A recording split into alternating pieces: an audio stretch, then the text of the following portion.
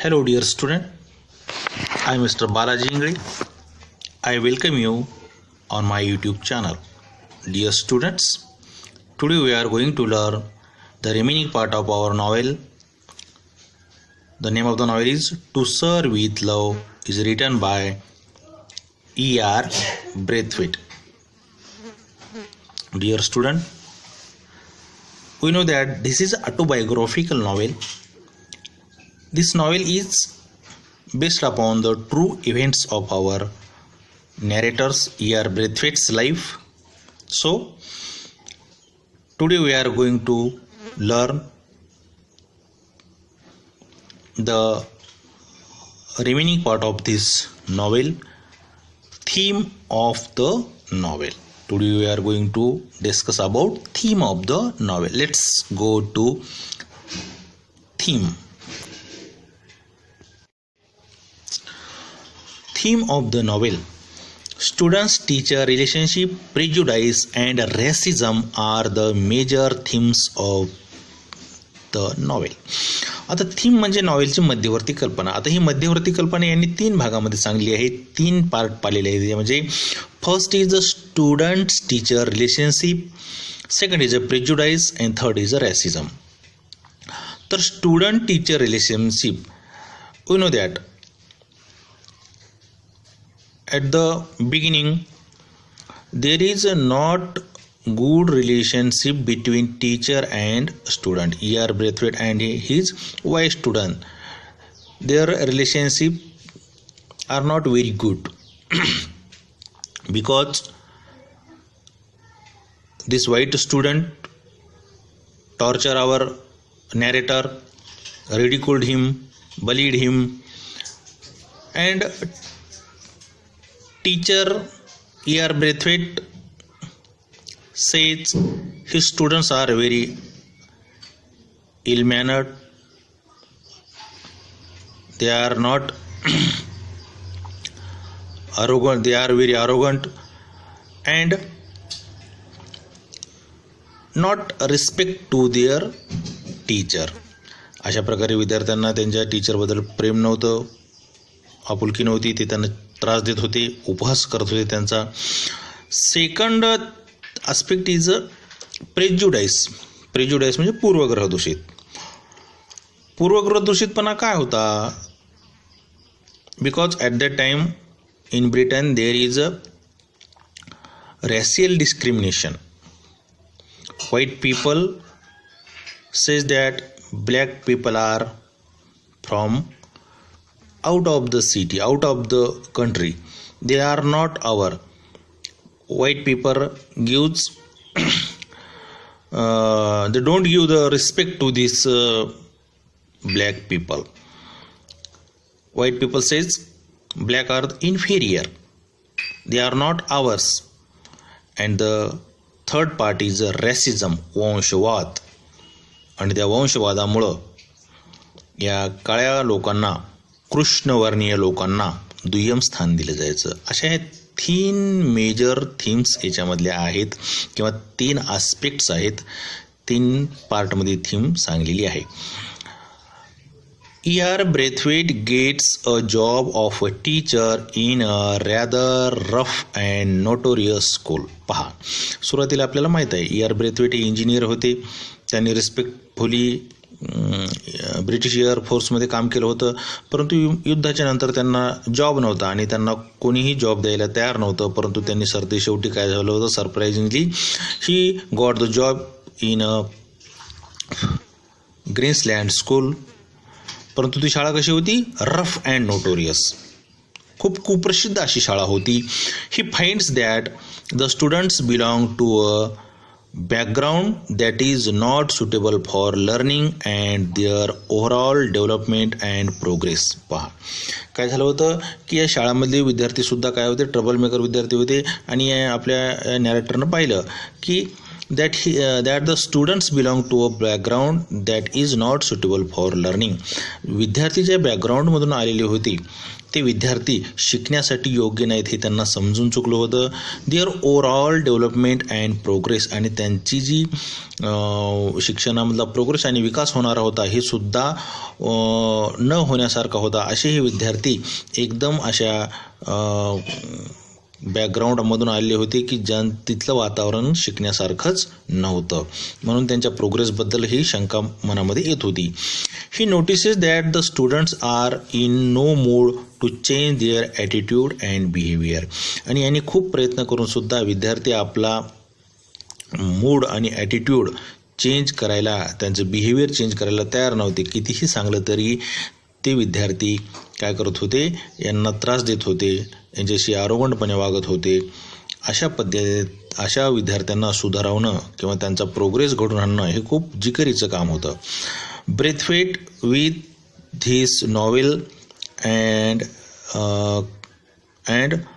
Creative ideas, innovative techniques and understanding the students' psychology ultimately wins their heart in no time. आता पहा, तर ही ब्रेथवेटनं मनामध्ये ठरवलं होतं की आपल्याला विद्यार्थ्यांमध्ये काय करायचं आहे, प्रोग्रेस करायचा आहे. आणि मग त्याने काय केलं होतं की त्याच्या टॅक्टिक्स बदलल्या होत्या यांना हँडल करण्याच्या आणि शिकवण्याच्या सुद्धा. आणि त्यांनी काय केलं होतं, क्रिएटिव्ह आयडियाज तयार केले होते, अनेक नवीन नवीन कल्पना त्यांना सुचल्या होत्या. इनोव्हेटिव्ह टेक्निक, अनेक त्यांनी नाविन्य अशा टेक्निक त्यांनी शोधून काढल्या. अंडरस्टँडिंग द स्टुडंट सायकोलॉजी, त्यांनी विद्यार्थ्याची मानसिकता समजून घेतली.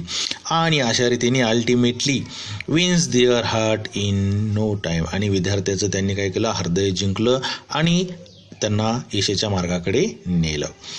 Though he was bullied, harassed, mentally and physically tortured many times, he didn't lose his patience and continued implementing his novel ideas and techniques that helped him to bring a significant change in his students' life. आता पहा, जरी या विद्यार्थ्यांनी काय केलं, बलीड harass म्हणजे त्यांना छळलं, त्यांना खूप त्रास दिला, मेंटली अँड फिजिकली, पहा मानसिकरित्या दिला, बरेच वेळा शारीरिक त्राससुद्धा दिला, तरीही यांनी याचे पेशन्स लूज केले नाही, यांनी याचा संयम सुटू दिला नाही.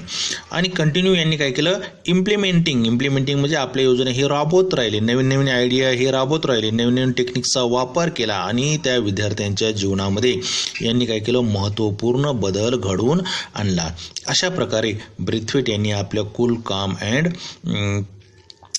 गुड नेचरनं काय केलं, या विद्यार्थ्यांच्या जीवनामध्ये बदल घडवून आणला.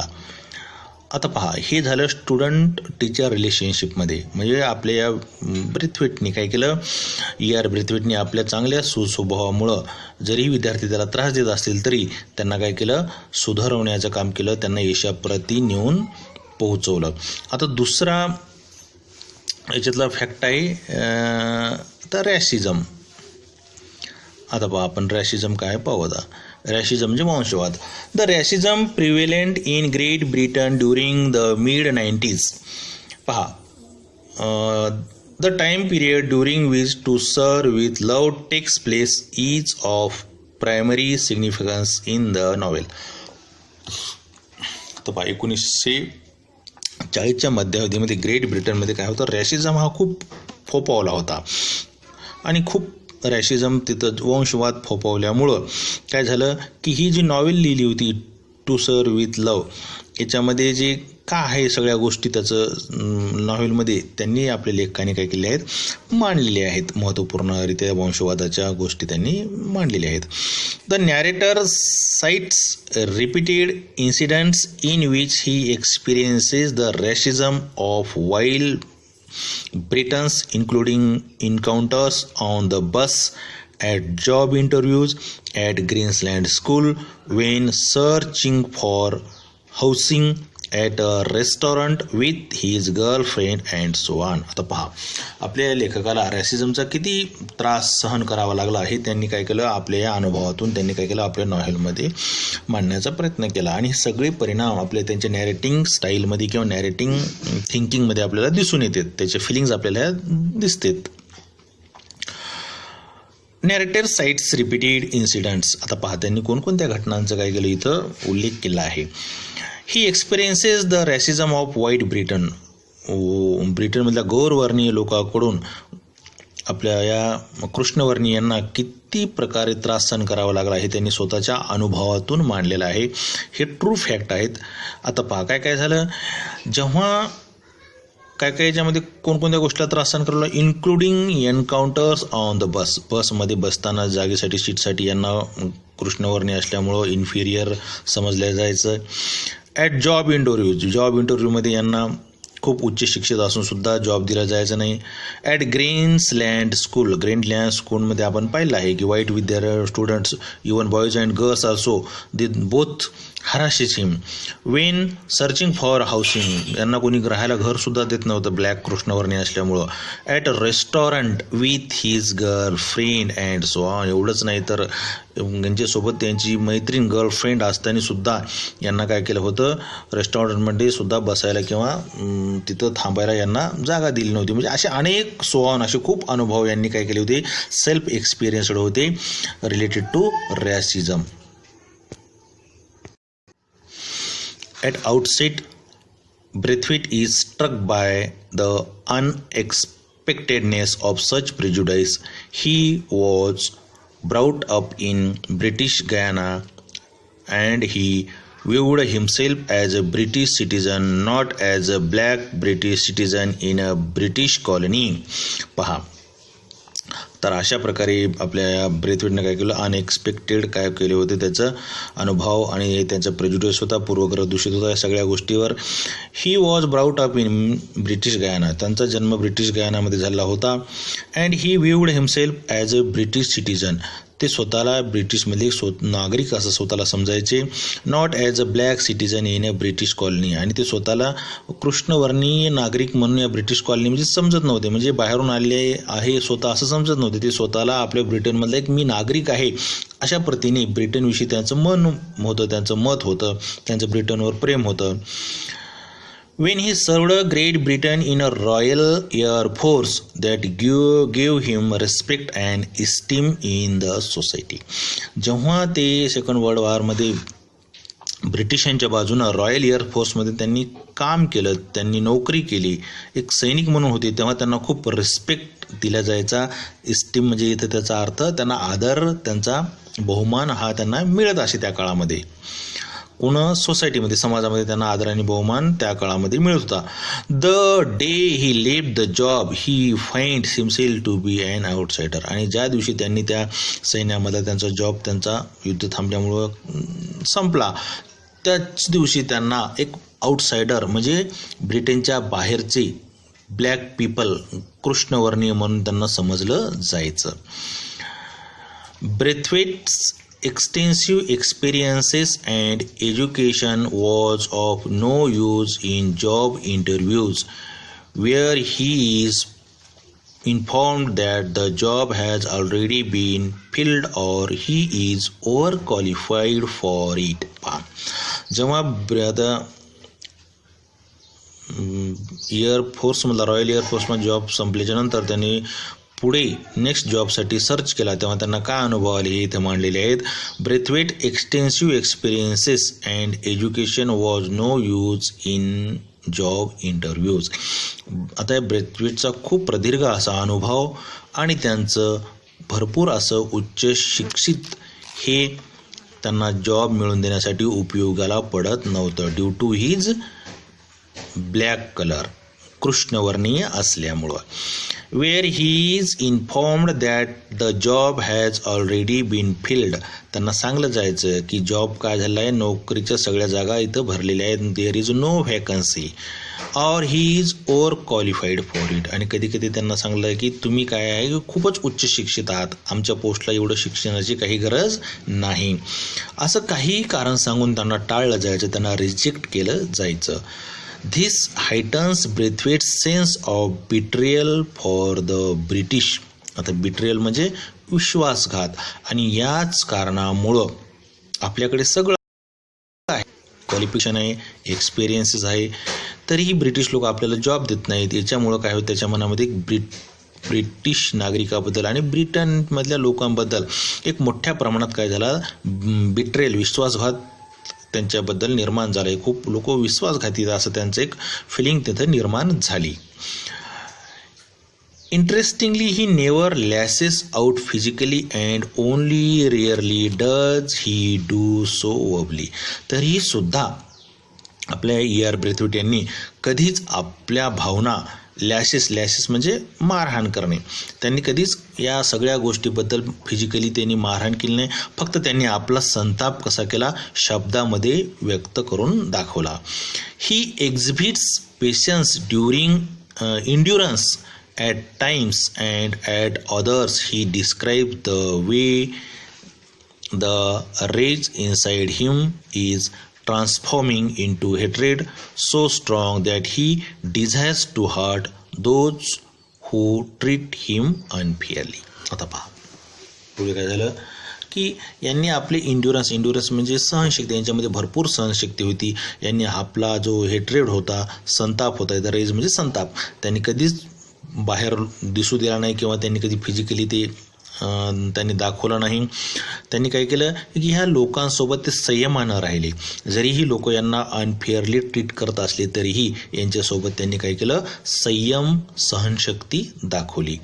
As a result of such experiences Braithwaite finds the students at the Greensland school to beat notorious and rough in behavior, but with proper care and treatment all the students would surely achieve success and desires goal in their lives. Dear student, we know that our cool, calm, friendly behavior always changes the minds of others people or arrogant people or ill-mannered people. We can change them due to our cool, calm and friendly behavior. ह्याच प्रकारचं जे आपल्या ब्रेथवेटचं जे स्वभाव होता, cool, काम आणि friendliness, ह्या सगळ्या गोष्टीचा त्यांच्या अनुभव होता. प्रत्येक वेळेस त्यांना ह्या सगळ्या त्रासातून सहन करावं लागला होता, या त्रासातून त्यांना जावं लागलं होतं, तरी पण त्यांनी एकदम संयम दाखवलेला होता. आणि याच गुणामुळे काय झालं होतं, ग्रीन्सलँड स्कूलमध्ये जेव्हा त्यांना नोकरी लागली होती, ती शाळा कशी होती, नोटोरियस, एकदम कुविख्यात शाळा होती, रफ बिहेवियर होतं तिथल्या स्टुडंटचं. तरीही त्यांनी काय केलं, आपल्या स्टुडंटची proper care, proper treatment, proper काळजी घेऊन त्या विद्यार्थ्यांना घडवलं, त्यांना चांगल्या मार्गाला लावलं आणि ते विद्यार्थी त्यांच्या जीवनामध्ये काय झाले, सक्सेस झाले आणि त्यांच्या सगळे ध्येय, त्यांचे जे एम होते ते साध्य झाले. अशा प्रकारे आपल्या